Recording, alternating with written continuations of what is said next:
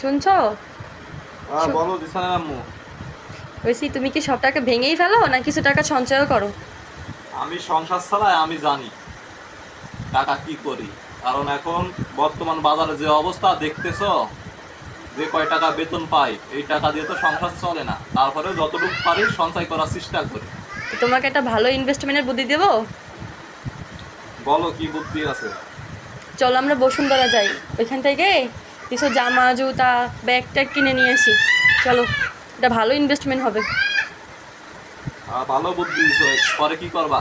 কেন? ওগুলো পরে পরে আমি তোমার সামনে ঘুরবো, এটা একটা ভালো বুদ্ধি না? হ্যাঁ, এটা ভালো বুদ্ধি দিছো না? আমার টাকাগুলো নষ্ট করার বুদ্ধি দিছো। নষ্ট কেমন হলো তোমার টাকা? তোমার বউ ঘুরে, তোমার বউ নতুন জামা কাপড় পরে ঘুরবে। ইনকাম করবো আমি, তুমি আগে নতুন কাপড়ে ঘুরবা, তাহলে এটা নষ্ট হইলো না? এটা কিভাবে নষ্ট হলো? হ্যাঁ, আমি তোমার ঘরের বউ, তোমার সামনে ঘুরবো, সাইজে গুজে থাকবো, ঘুরবো টুরবো, এটা ভালো বুদ্ধি না? এটা ভালো একটা ইনভেস্টমেন্ট না?